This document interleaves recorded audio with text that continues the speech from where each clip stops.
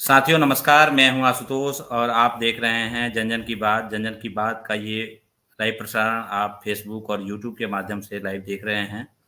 जैसा कि आप सभी जानते हैं कि कई दिनों बाद हालाँकि हम लोग लाइव हो रहे हैं फेसबुक के माध्यम से और यूट्यूब के माध्यम से। काफ़ी एक शो हम लोग करते आ रहे थे कि कैसे सुधरेगी व्यवस्था बिहार की। इस कार्यक्रम को लेके हम लोग कई दिनों से लगातार डिबेट के माध्यम से हम लोग हमारा प्रयास ये था कि दर्शकों को या बिहार की जो जनता है, उसको इस मुहिम में शामिल किया जाए कि बिहार की जो व्यवस्था बिगड़ी हुई है, उसको कैसे ट्रैक पे लाया जाए। और दर्शक भी अपने सुझाव और अपने विचार हमारे इस कार्यक्रम के ज़रिए लगातार कई दर्शकों ने कमेंट के ज़रिए बताए भी थे। तो अभी आज का जो कार्यक्रम हम लोगों ने रखा है, उस पे जिस पे हम लोग जिस टॉपिक पे चर्चा करेंगे, उस पे चर्चा का टॉपिक होगा कि बिहार में अभी एनडीए की सीट शेयरिंग का फाइनल कर चुकी है और जो तमाम खबरें हैं उसके हिसाब से बिहार में बीजेपी इस बार 17 सीटों पे चुनाव लड़ेगी, जेडीयू 16 सीटों पे चुनाव लड़ेगी और उसके अलावा लोजपा को 5 सीटें गई हैं और 1 सीट हम के पास और 1 सीट पे उपेंद्र कुशवाहा लड़ेंगे। पशुपति पारस को अभी तक फाइनल नहीं किया गया है लेकिन जहां तक खबरें हैं कि पशुपति पारस हो सकता है विपक्षी पार्टी के साथ चुनाव लड़े क्योंकि उनको इस गठबंधन में कोई जगह नहीं दिया गया है। तो जो दर्शक आप हमें देख रहे हैं यूट्यूब फेसबुक के माध्यम से, आप सभी दर्शकों का स्वागत है और हमारे साथ चर्चा में मौजूद हैं नवनीत जी छपरा से हैं और बिहार राजनीति के विशेषज्ञ के तौर पे हम लोग इनको देखते हैं और लगातार आप लोगों ने हमारे कार्यक्रमों में देखा भी होगा। नवनीत जी छपरा के मुद्दों पे खुल के जनता में बोलने के लिए जाने जाते हैं। वहाँ की जो भी राजनीतिक समस्याएं हैं उसको लेके लगातार आवाज भी उठाते रहे हैं और काफी जनता में सपोर्ट भी मिलता रहा है। नवनीत जी कार्यक्रम में आपका बहुत बहुत स्वागत है। धन्यवाद जी। मैं चाहूंगा नवनीत जी कि पहले तो जो एक चुनाव का जो डेट घोषणा हो चुका है, लोकसभा की जो चुनाव है और 7 चरणों में रखा गया है लोकसभा की जो चुनाव है, उसको लेके आप क्या देखते हैं और फर्स्ट रिएक्शन आप अगर देना चाहें दर्शकों को तो क्या देंगे? देखिए, ये तो इलेक्शन कमीशन का जिम्मेदारी है चुनाव कराना और जैसा हमारे देश में सब लोग जानते हैं कि एक स्वतंत्र बॉडी है जो चुनावों को रेगुलेट करने में और समय-समय पर सही तरीके चुनाव कराने के लिए जो जिम्मेदार है।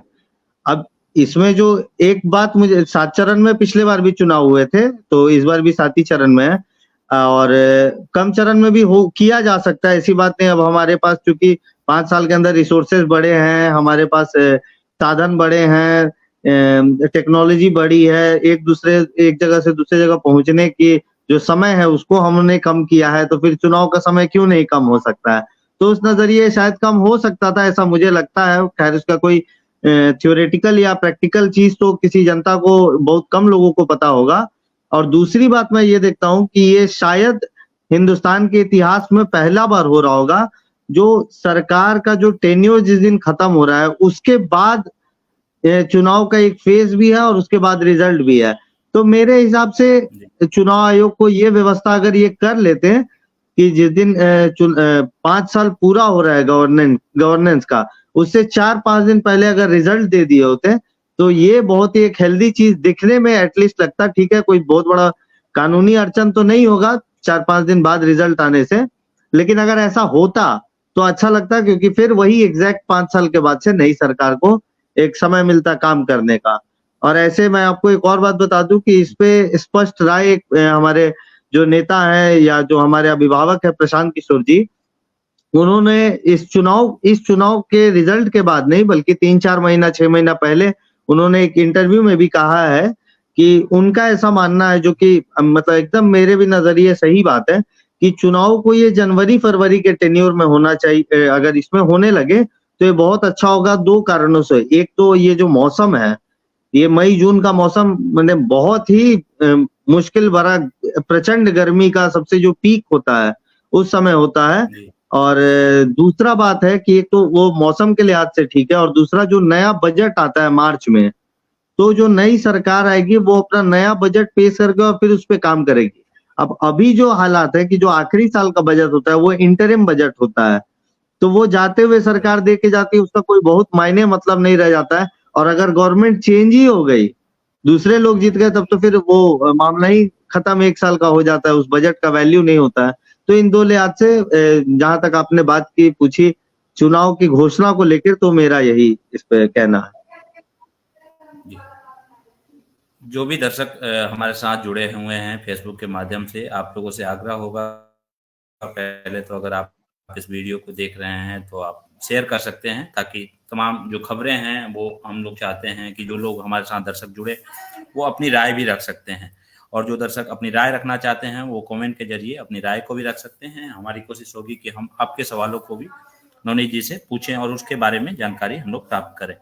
तो फर्स्ट फेज में जो चुनाव रखा गया है नवनीत जी, औरंगाबाद, गया और नवादा और जमुई की सीट है। सेकेंड फेज में कटिहार, किशनगंज, पूर्णिया, भागलपुर और बांका की सीट पे है। थर्ड फेज में झंझारपुर, सुपौल, अररिया, मधेपुरा, खगड़िया की सीट पे चुनाव है। फोर्थ फेज में जो चुनाव है वो दरभंगा, उजियारपुर, समस्तीपुर, बेगूसराय, मुंगेर की सीट पे है। पांचवें फेज में सीतामढ़ी, मधुबनी, मुजफ्फरपुर, सारण और हाजीपुर की सीट पे चुनाव है। छठा फेज और छठे पेज में जो चुनाव है वो है वाल्मीकि नगर की जो सीट है लोकसभा की सीट, पश्चिमी चंपारण की सीट है, पूर्वी चंपारण, शिवहर, वैशाली, गोपालगंज, महाराजगंज और सिवान की सीट पे। सातवां और अंतिम चरण में जो चुनाव का आखिरी पेज है उसमें जो नालंदा, पटना साहिब, पाटलिपुत्रा, आरा, बक्सर, सासाराम, काराकाट और जहानाबाद, इन 5 सीटों पे चुनाव होने हैं। 4 तारीख को रिजल्ट की घोषणा की जाएगी, जैसा कि दर्शक पहले से जानते हैं। तो नवनीत जी ये बताइए कि जो मौजूदा स्थिति है बिहार में, और जैसे कि आप जानते हैं कि 39 सीटों पे इस पिछले चुनावों में लोकसभा में भी एनडीए को मतलब बढ़त मिली थी। मात्र 1 सीट महागठबंधन उस समय जो लड़ रहा था वो मात्र 1 सीटों पे सिमट गया था। इस बार का आंकड़ा कहां तक किसके पक्ष में रहेगा? जैसा कि चुनाव मतलब सीट शेयरिंग भी एनडीए की तरफ से हो चुका है, उस पे मैं आपसे सवाल लूंगा, लेकिन मैं चाहता हूं कि जो पिछली बार का जो चुनाव ट्रैक रहा है उस पे आप दर्शकों को बताएं कि इस बार का चुनाव पिछली बार से क्या अलग हो सकता है। देखिए आशुतोष जी, बात कि चुनावों को हिंदुस्तान में प्रेडिक्ट करना, ऐसे तो बहुत लोग प्रेडिक्ट करते हैं। मैं भी एक नंबर दे सकता हूं पर मैं नहीं देना चाहूंगा, इसलिए क्योंकि ये बहुत हल्की बात हो जाती है। चुनाव ऐसा है कि इतने सारे लोग मिलकर, और जब देशव्यापी चुनाव चल रहा है तो कोई एक मुद्दा कब कहाँ पकड़ ले ये कोई नहीं जानता। आपको याद होगा, मैं 15 का चुनाव को याद कराऊं, ऐसा नहीं है कि जो बीजेपी की परफॉर्मेंस थी उतनी खराब होने वाली थी जो हुई, लेकिन एक जो मोहन भागवत जी का बयान था आरक्षण के ऊपर, और वो बयान से ज्यादा इम्पोर्टेंट था जिस तरह से उसको लालू प्रसाद यादव ने पकड़ा या महागठबंधन ने पकड़ा, तो वो एक पूरा एक माहौल और भी अच्छा सेट कर गया महागठबंधन के लिए। तो वो दोनों चीजें हैं, या तो उधर से कोई ऐसी गलती करे, और गलती अगर है भी तो उसको आप ठीक से पकड़े। अभी आप सुन रहे जैसे इलेक्टोरल बॉन्ड्स की बहुत हल्ला हो रही है, लेकिन मैं साफ साफ देख रहा हूं कि विपक्ष का कोई नीति उसको जनता के आखिरी व्यक्ति तक उसको सरल भाषा में समझा पाए, पहुंचा पाए, ऐसा कोई प्रयास हो नहीं रहा है। उस लिहाज से आप बात बोलेंगे तो बिहार में और देश में भी एनडीए जरूर एक बढ़त में दिख रहा है, इसमें कहीं कोई दो राय नहीं है। बिहार में अच्छी बढ़त में दिख रहा है। विपक्ष की तरफ से कोई खासा प्रयास भी मुझे नहीं दिखता है जनता तक आउटरीच करने का। शायद विपक्ष इस प्रयास में है कि अगर कुछ लोग मोदी जी से नाराज होंगे तो वो कहीं नहीं जाएंगे, मुझे वोट देंगे। बट डेमोक्रेसी में आप जनता को आप बाय द वे नहीं ले सकते हैं कि अगर उसके साथ नहीं है तो वो आप ही के साथ होगा। तो ये बात आप गलत है। ये समझाइए कि ये जो इलेक्टोरल बॉन्ड वाला जो मुद्दा है इस पे कितना नुकसान हो सकता है बीजेपी को, और कितना फायदा इसका मतलब इंडिया गठबंधन को होने वाला है? देखिए ये जनता तक पहुंचने की बात है। आपको याद होगा कि मीडिया में और चाहे विपक्ष के अपने जो कैनवास हैं, जो दलों का जो मीटिंग होता है या दलों की जो समझ होती है, उसमें राफेल 2019 में बहुत बड़ा मुद्दा था।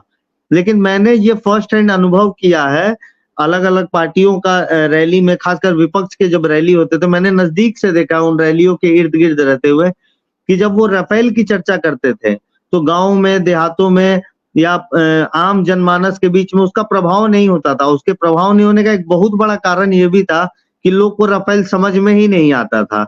और उससे भी बड़ी बात है ये है कि नेता भाषण तो देने में इनको बहुत अच्छा लगता है और फेसबुक ट्विटर पे डालते हैं तो लाइक्स व्यूज भी बहुत मिलते हैं, लेकिन उसको सरल भाषा में उस आखिरी और साधारण से साधारण व्यक्ति तक पहुंचाना, ये बहुत ही कठिन काम है, और ना ये राफेल के समय में दिखा था, ना आज ये बॉन्ड के पर्सपेक्टिव में दिख रहा है। नहीं तो ये बड़ा मुद्दा बन सकता है मेरे हिसाब से, लेकिन इसको विपक्ष पूरी तरीके से मुझे नाकाम दिख रही है इसको पहुंचाने में, बताने में और जन जन तक ले जाने में, समझाने में।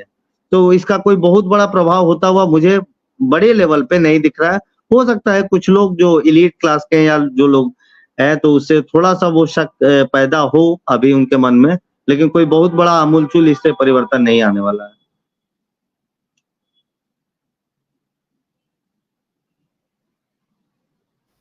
बिहार के आपका जो भी आवाज नहीं दर्शक आ रहा है। हमारे साथ अभी आ रहा है नवनीत जी? बिहार के हाँ। जो भी दर्शक हमारे साथ इस लाइव कार्यक्रम में जुड़े हुए हैं, हमारा यही प्रयास रहता है कि बिहार में अभी तक तो जात पात और धर्म मजहब के नाम पे वोटिंग होते आया है, और मुझे नहीं लगता कि इससे जनता को, बिहार की जनता को काफी फायदा हुआ है, ज्यादातर नुकसान ही हुए हैं। तो इस बार आप लोग अपने तरफ से लोगों को जागरूक करें, या अपने तरफ से एटलीस्ट पब्लिक में ये मैसेज जरूर पहुंचाएं कि एक बार तो एटलीस्ट आप जात पात धर्म मजहब के नाम पे वोट देने के अलावा अपने मुद्दों पे जरूर वोट करें। आपकी समस्याएं और बिहार की जो समस्याएं हैं, बिहार आज भी इस स्थिति में है कि सबसे पिछड़ा राज्य है। हर एक पैमाने पे हम आर्थिक तौर पे पिछड़े हुए हैं और रोजगार के तौर पे भी पिछड़े हुए हैं। तो ये जो सवाल हैं, ये जरूर इस जो चुनाव है इसका मुद्दा जरूर बने। ये हमारी पहली कोशिश होनी चाहिए हमारी पब्लिक के तौर पे। नवनीत जी, आपके पास आता हूँ, और मैं जैसे कि सीट शेयरिंग एनडीए ने अनाउंसमेंट कर दिया है, थोड़ा आप ये समझाएं कि पशुपति पारस को साइडलाइन किया गया है, जैसे कि घोषणा जो हुई है उसमें, इसका क्या नुकसान होगा एनडीए को, या क्या फायदा, मतलब क्या देखा गया है इस पे, आपका क्या विचार है? देखिए मुझे नहीं लगता है कि बहुत बड़ा नुकसान होगा। इस बात को मैं 2 कारण से बता सकता हूँ। एक तो मुझे दिखता भी नहीं है कहीं, और दूसरी बात है कि एक बात को आप जान जाइए कि बीजेपी और जो केंद्रीय नेतृत्व है, वो इस माइक्रो लेवल पे अभी काम कर रहा है कि अगर ज़रा-सी भी नुकसान की आशंका होती, तो उनको मना लिया गया होता, एडजस्ट कर लिया गया होता। लेकिन जहां तक मुझे जानकारी है कि ना सिर्फ पशुपति पारस को इस गठबंधन से साइडलाइन किया गया है, बाकायदे बीजेपी के अभी एक स्टेट के मंत्री हैं जो बहुत कद्दावर मंत्री हैं, उनको उनके घर पर भेज के बाकायदा ये संदेश भिजवाया गया कि भैया आपको गठबंधन में हम लोग नहीं रख रहे हैं। ये आउटरीच करके बीजेपी उनके मुंह पे कह के आई है। बीजेपी के नेता, स्टेट के एक नेता है, मंत्री अभी बने हैं हाल में, कल परसों उन्होंने शपथ ली है, वो जाके उनके घर पे कह के आए कि भैया आपको गठबंधन में नहीं रखेंगे। तो अगर थोड़ी भी संभावना होती नुकसान की, तो उनको संभवतः बीजेपी रख लेती। और दूसरी बात है कि आप देखिएगा कि जब से ये पार्टी स्प्लिट हुई चिराग पासवान और पशुपति पारस के बीच में, तो आप याद कीजिए कि चिराग पासवान ने एक काम बहुत अच्छा किया, वो लगातार जनता के बीच में और अपने यात्रा में लगातार लगे रहे, और उस यात्रा का 2 मायना था। एक तो जैसे आप जानते हैं कि जैसे सब सांसद उनके पांचों छोड़ के चले गए थे, अलग-थलग पड़ गए थे, और कोई साथ देने वाला नहीं था, उनके दिल्ली की आवाज भी छूट गई थी, सब साथी छोड़ गए थे। तो एक तो ये मैसेज भी था भाई जनता के पास जाने का, और एक मैसेज उनको उस टाइम बीजेपी को भी भिजवाना था कि भाई हम आपके हनुमान बने हैं, और ऐसा बात नहीं है, मेरे पास वोट है, वोट असली मेरे पास है, असली पार्टी मैं हूँ। रामविलास जी का जो असली हकदार है, जो हम कहते हैं उसको पॉलिटिकल जो वारिस है, वो मैं हूँ। क्योंकि पशुपति जी। पारस लगातार बोलते आ रहे थे कि भाई हाजीपुर से तो भैया ने अपने जीवन काल में मुझे लड़ाया था, इसलिए लड़ाया था, उन्होंने अपनी सीट दी थी क्योंकि वो मुझे उत्तराधिकारी मानते थे। लेकिन चिराग पासवान ने लगातार जनता के बीच में रह के ये प्रूफ किया, और बीजेपी को ये प्रूफ कराया कि उस वोट का असली हकदार और जनता असली उस समूह की वोटर मेरे साथ है, और ये प्रूफ करने का उनको इनाम मिला है जो उनको रखा गया। और आप देख लीजिए, जब से ये पार्टी स्प्लिट हुई थी, तरजीह तो एक तरह से पशुपति पारस को मिली थी क्योंकि केंद्र में मंत्री उनको बनाया गया था, और बीजेपी ने कोई खास प्रयास चिराग पासवान के लिए मेहनत नहीं किया था। लेकिन अंतिम मौका पे कहते हैं ना कि जब असली समय आए मदद का, उस टाइम जो आपका मदद कर जाए वही असली मदद है। तो आज चिराग पासवान को जरूरत थी और भाजपा ने उन्हें सीट देके मनोबल बढ़ाया है, मदद की है।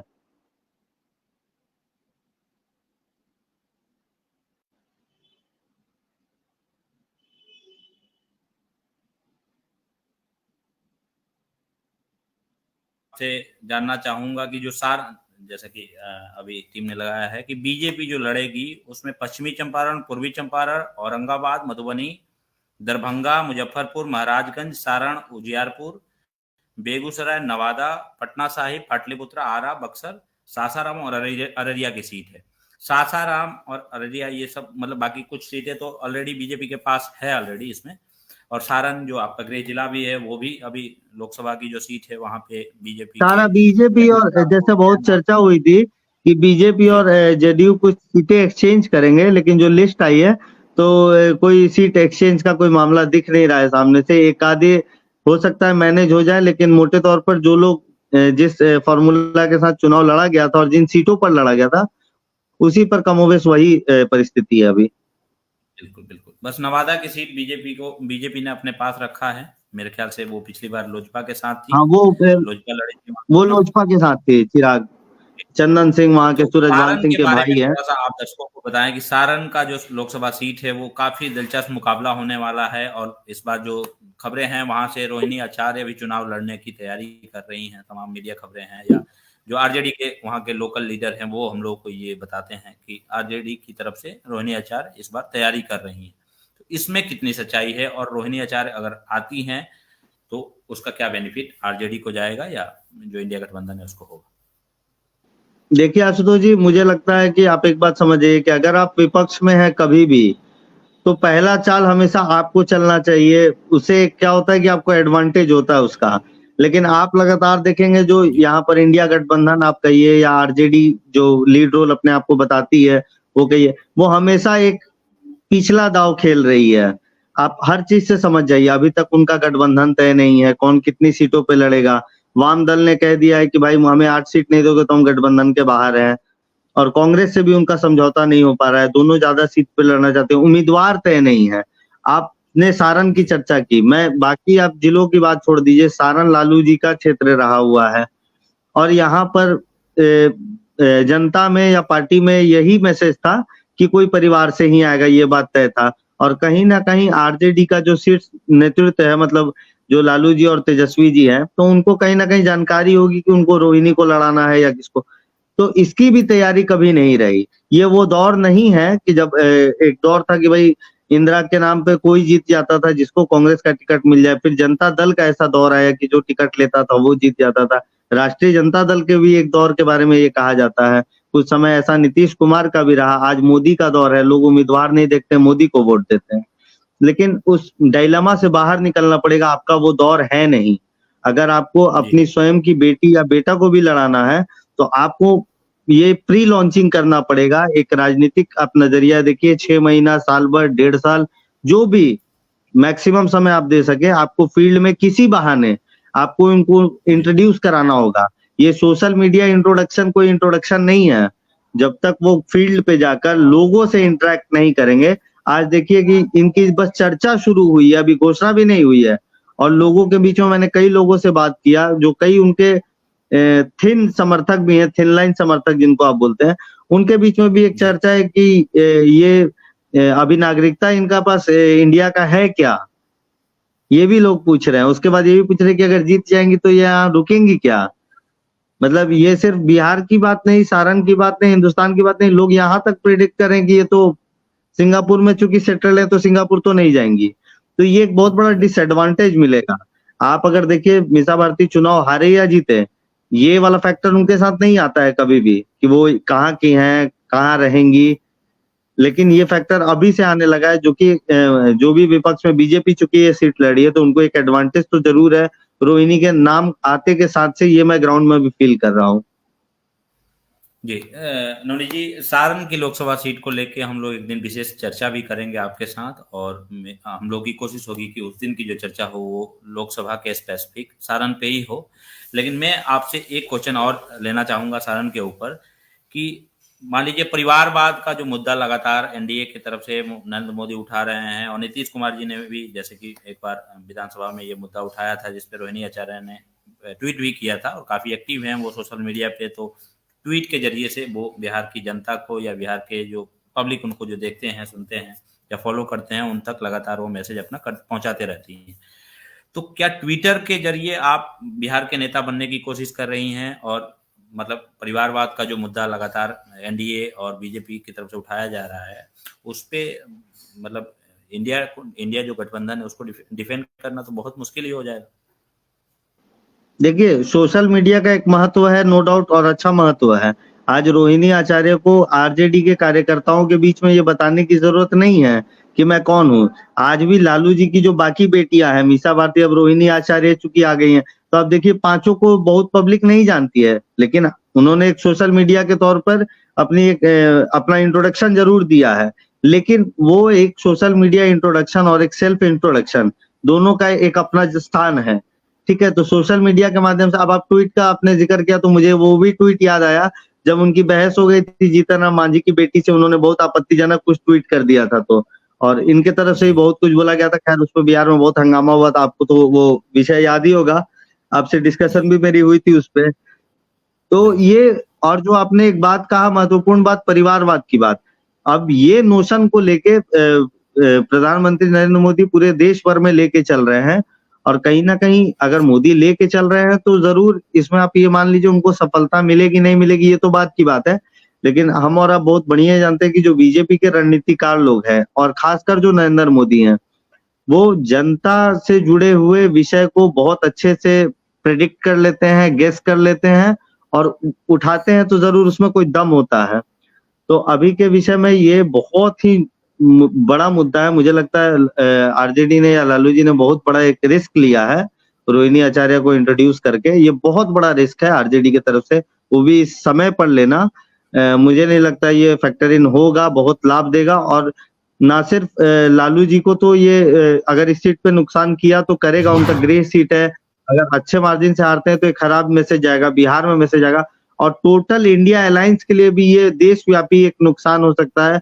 उस नरेंद्र मोदी के उस मामले को, मैसेज को कंफर्म करने में कि भाई ये पार्टियां परिवारवादी पार्टियां हैं, ये सिर्फ अपने बाल बच्चे को बढ़ाते हैं, जिनका राजनीति में कोई योगदान नहीं रहा है, जो कोई ग्राउंड से नहीं जुड़े हुए हैं, और सिर्फ टिकट के माध्यम से और अपनी राजनीतिक शक्ति के माध्यम से कि भाई पार्टी अपनी है तो टिकट देके और अपने हार्डकोर वोटर से उनको वोट दिलवा के और जिताने का प्रयास करें, तो इसमें नरेंद्र मोदी को कहीं ना कहीं फायदा पहुंच सकता है। नहीं, लगातार ये मुद्दा तो खैर परिवारवाद के अगेंस्ट प्रशांत किशोर जी भी लगातार ये मतलब जनता को मैसेज दे रहे हैं कि भाई आपके ऊपर लगातार बिहार की जो सत्ता पे काबिज रहा है, वो कहीं ना कहीं छोटे स्तर पे जो लोग राजनीति करते हैं, मतलब विधायक लेवल पे या एमपी लेवल पे, वो भी कहीं ना कहीं परिवारवाद के ही उसी उसी के देन से, मतलब वो किसी और पार्टी का चुनाव अगर है, किसी और पार्टी सत्ता में है तो उस पार्टी से वो चुनाव या टिकट लेके लड़ते हैं। तो लगातार परिवारवाद के गिरफ्त में तो बिहार की राजनीति रही ही है। एक दर्शक ने भी हमें कमेंट करके बताया है कि खगड़िया का टिकट चिराग पासवान ने बेच दिया है बिहार ने, मतलब उनका चिराग पासवान को लेके एक कह सकते हैं कि कमेंट आया है कि खैर, वो ये बातें खगड़िया का अभी टिकट, आते रहेंगी, हर पार्टी के तरफ से आएंगी।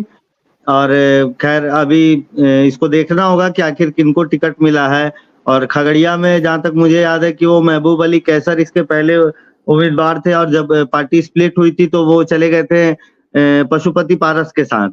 तो अब वहां से किसको टिकट अभी दिया है ये तो लिस्ट अभी हम लोगों के पास नहीं आई है, और अभी ये मुझे लगता है कि अभी मीडिया में कंफर्म भी नहीं है।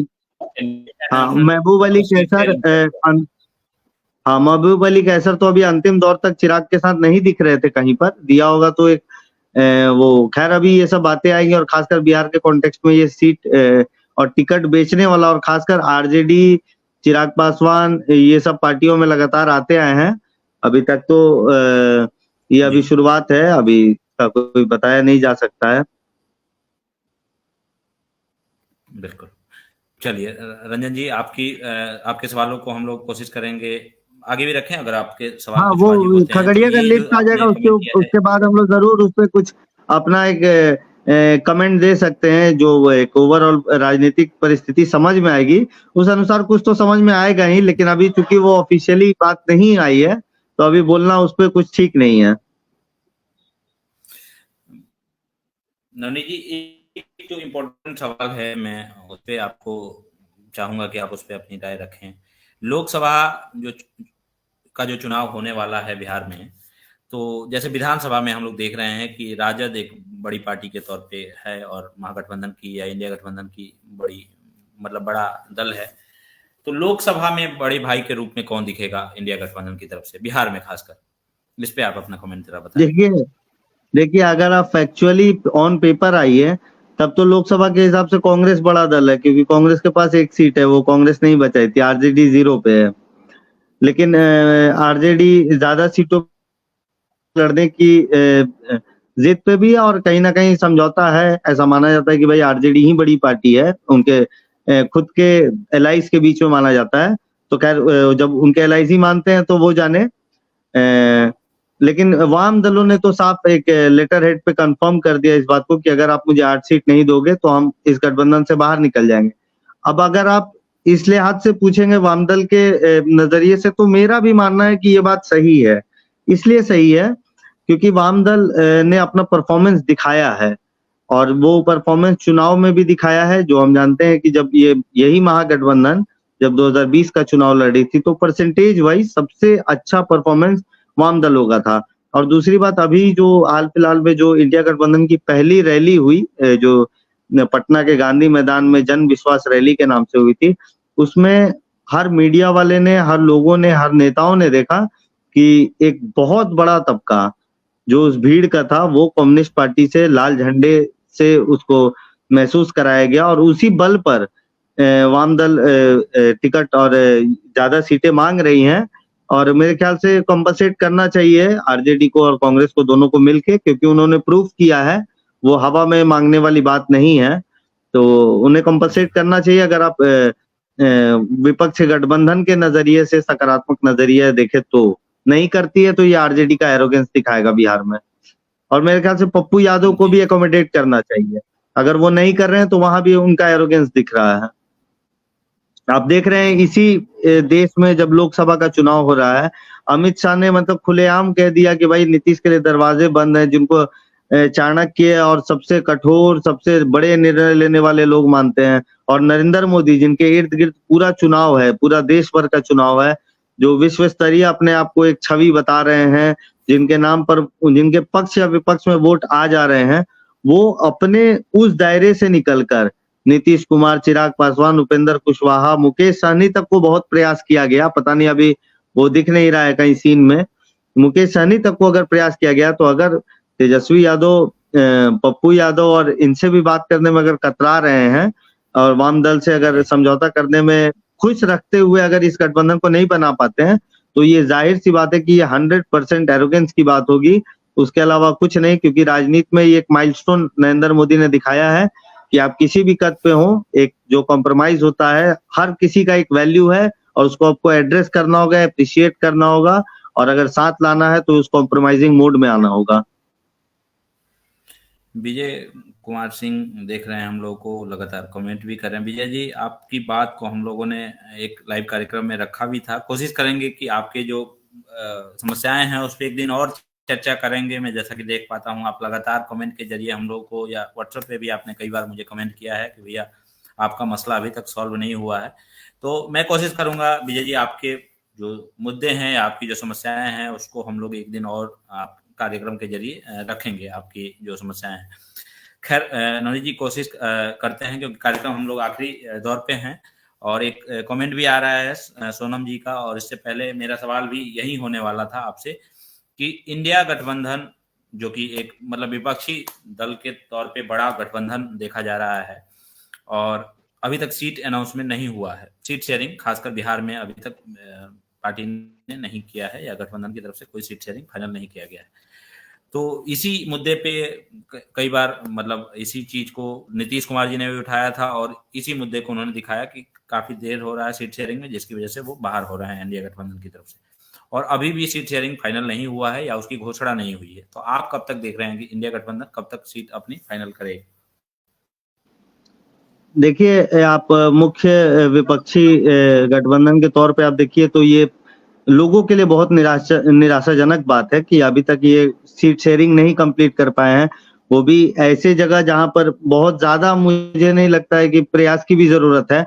जैसे महाराष्ट्र में एक बहुत बड़ा एक प्रॉब्लम है उस सीट शेयरिंग को कंफर्म करने में, लेकिन फिर भी लोग लगे हुए हैं। अब वहां की स्थिति छोड़ दीजिए आप, तो बिहार में अभी तक ये फाइनल नहीं होना दुर्भाग्यपूर्ण है। यही मैंने कहा अभी कि भाई आप एनडीए से इंडिया गठबंधन अगर सीख ले, खासकर तेजस्वी यादव और आरजेडी सीख ले कि भाई किस तरह उन्होंने प्रयास करके पहले नीतीश कुमार को, चिराग पासवान, पहले आप सोचिए कि वो पहले एक दूसरे सेटअप में थे, वहां पर कुछ वादा किया होगा उपेंद्र कुशवाहा को, जीतन राम मांझी को, और जो पहले पुराने गठबंधन में लोग होंगे पशुपति पारस को, और फिर अचानक से एक सेटअप चेंज होने के बाद नीतीश कुमार को, और उसी में मना लेना सबको एक एक सीट पे, उपेंद्र कुशवाहा को, जीतन राम मांझी को। जाहिर सी बात है इससे ज्यादा पे कभी बात हुई होगी, लेकिन उस बात को सामने एड्रेस करके और उसको एक कर लेना, ये बहुत काबिले तारीफ बात है, और इनसे पहले कर लेना ये अच्छी बात है। और इंडिया गठबंधन को ये चीज सीखना चाहिए कि अभी तक इनका कोई फाइनल नहीं है, ना ही कुछ उस मार्ग में बहुत हम लोग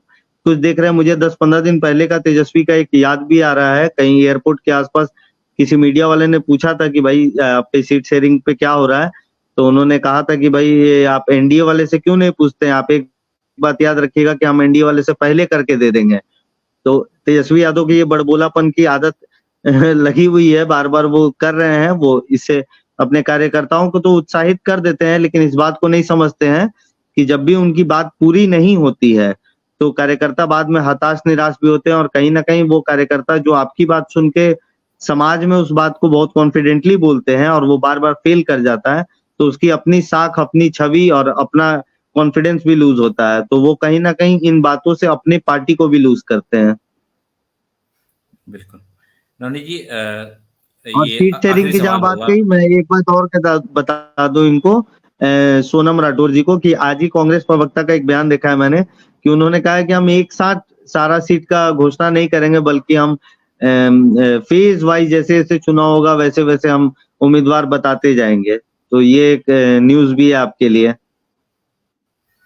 चलिए, ये आपने जो खबर दिया वो दर्शकों को, जो भी सोनम जी ने सवाल किया था, मुझे लग रहा है कि उसका जवाब मिल गया होगा। और जैसे ही अगर इंडिया गठबंधन का सीट शेयरिंग फाइनल होता है और उसकी घोषणा होती है, उस पे भी हम लोग आपको जानकारी देंगे। एक कमेंट और भी आया है किसी विक्की जी का, इन्होंने लिखा है, बिहार की जनता किस पार्टी को वोट दे, बीजेपी वालों ने बिहार को लूटा है। नवनीत जी, आप इस पे अपने क्या राय देना चाहते हैं? और जी मैं कोशिश करूंगा कि आप मैंने इस पे अपना फाइनल राय दें। जी, मैंने सवाल पढ़ लिया है, और बहुत ही अच्छा, बहुत महत्वपूर्ण सवाल इन्होंने पूछा है। मैं इनको बहुत धन्यवाद दूंगा इस सवाल को पूछने के लिए, क्योंकि चूंकि आप जानते हैं कि मैं जनसुराज से भी जुड़ा हूं, तो ऐसे कई लोग कहते हैं कि भाई आपने सब कुछ तो बता दिया और आप लोग लड़ ही नहीं रहे, तो वोट किसको दें। तो आप अगर प्रशांत जी को लगातार 1.5 साल 2 साल की यात्रा को देखेंगे, तो उन्होंने हर बार इस बात को एड्रेस किया है कि वोट किसको दे ये बहुत ज्यादा इंपॉर्टेंट नहीं है, उससे ज्यादा इंपॉर्टेंट है कि वोट किस विषय पर दे। आप जिस, ये बिल्कुल। लोकतंत्र की ताकत है कि आप जिस विषय पर वोट देते हैं वो विषय पूरा होता है। जब भी आप बिजली के लिए वोट दिए तो बिजली का जरूर कनेक्शन आया। बहुत लोगों ने अनाज पर वोट किया तो अनाज ना सिर्फ मिला, कुछ उसकी क्षमता भी बढ़ाई गई। तो जिस चीज पर आप वोट देते हैं, तो किस पार्टी को वोट दे ये तो मैं नहीं बताऊंगा। और अगर आपके हिसाब से बिहार बीजेपी ने बिहार वालों को लूटा है, इनका ये कहना है, तो जिन्होंने लूट लिया जी। है उन्हें तो नहीं दीजिए, चाहे वो बीजेपी हो, आरजेडी हो, जेडीयू, आपके नजर में जो हो। तो जिससे आप ठगे गए हैं, जिस एक पार्टी से या जिन अनेक पार्टी से, तो उनको छोड़कर आप किसी को वोट दें, और विषय पर वोट दें, ना कि ये तय करके दें कि किस पार्टी को दें, वो ज्यादा महत्वपूर्ण होगा। तो ये दोनों बातें आप याद रखें कि एक तो वोट विषय पर देना है चाहे जिसे दें, और दूसरी बात कि जिसने ऑलरेडी ठग लिया है, जिनको आपने मान लिया है कि इन्होंने धोखा दिया, उनको ना दें। जी, नवनीत जी, बहुत-बहुत धन्यवाद। आप इस कार्यक्रम में जुड़े और आपने तमाम जो भी दर्शकों के सवाल आए, उस पे अपनी राय दी। मैं दर्शकों से भी यही अनुरोध करता हूँ, या हमारा प्रयास भी यही है लगातार, कि जो भी दर्शक हमारे कार्यक्रम को देखते हैं, वो एटलीस्ट इन चीज़ों को समझे कि बिहार आज भी जो पिछड़ा हुआ है, उसका कारण कोई ना कोई पार्टी, कोई ना कोई नेता, कोई ना कोई, जो लोग सरकार में रहे हैं वही है। उसमें हम भले इस बात पे वाद-विवाद कर सकते हैं कि इस पार्टी ने अच्छा किया, इस पार्टी ने अच्छा नहीं किया। लेकिन बिहार की जो मौजूदा स्थिति है, उसके ज़िम्मेदार अगर किसी को माना जाए, तो वो जो सत्ता में रहे हैं, उन्हीं को ज़िम्मेदार ठहराया भी जा सकता है, या उन्हीं से सवाल भी किया जा सकता है। तो जो दर्शक वोट करते हैं या जो वोट देने जाते हैं, उनके लिए अपनी समस्याएँ मुख्य मुद्दा होना चाहिए। आप तमाम किसी भी पार्टी को दीजिए, किसी भी नेता को दीजिए, लेकिन उससे अपने सवाल, आपके जो भी सवाल हैं, मूलभूत जो सुविधाएँ हैं बिहार की, जो जिसमें हम आज भी मशक्कत कर रहे हैं, पिछड़े हुए हैं, उन सवालों पे ज़रूर अपने मुद्दों को रखें एटलीस्ट नेता के सामने। और नवनीत जी, अगर आप आखिरी कमेंट दर्शकों को करना चाहें, तो आप 1 मिनट में दर्शकों को समझाएँ कि आने वाले समय में क्या दर्शक किस चीज़ों का ध्यान रखें चुनाव में? देखिए, चुनाव का बिगुल बज चुका है और एक जो मुझे लगता है कि एक अलग से बात को मैं चाहूँगा आशुतोष जी इस पे चर्चा रखिएगा कि वोटर किस प्रकार से वोट करते हैं, क्योंकि उसका एक फिर मैं अगर चर्चा अगर उस पे शुरू करूँ तो वो लंबा खिंचता जाएगा कि ऐसा नहीं है। बहुत लोग का ये मानना रहता है कि लोग तय करते हैं, लेकिन इसी देश में, इसी राज्य में, हर जिला में, हर चुनाव में लोग ऐसे होते हैं जो बहुत अंतिम दौर में अलग-अलग चीज़ों को देखने के बाद अपना वोट डिसाइड करते हैं। तो अभी समय है, आप वोट डिसाइड करें, सही विषयों पर वोट दें और ख्याल रखें कि ये 5 साल का चुनाव है, 1 दिन का नहीं, तो इसको ध्यान रखें। चलिए, जो दर्शक हमें यूट्यूब और फेसबुक पे लाइव देख रहे हैं, उनका बहुत-बहुत धन्यवाद। आपने इस कार्यक्रम के लिए समय निकाला, आप लोग का तहे दिल से धन्यवाद। और कोशिश करेंगे हम लोग आगे भी आपको लाइव के ज़रिए जो हमारी मुख्य मुद्दे हैं बिहार की, उस पे आप लोगों की राय भी रखें और आप लोगों से भी आपका भी विचार रखा जाए लाइव के ज़रिए। नवनीत जी, आपका बहुत-बहुत धन्यवाद। इस कार्यक्रम को हम लोग यहीं विराम देंगे। अगर हम लोग को आप फेसबुक के ज़रिए देख रहे हैं, तो आपसे एक आग्रह ज़रूर रहेगा कि आप हम लोगों को फेसबुक पे ज़रूर फ़ॉलो करें, ताकि आप हमारे खबरों को पहले देख पाएँ। धन्यवाद।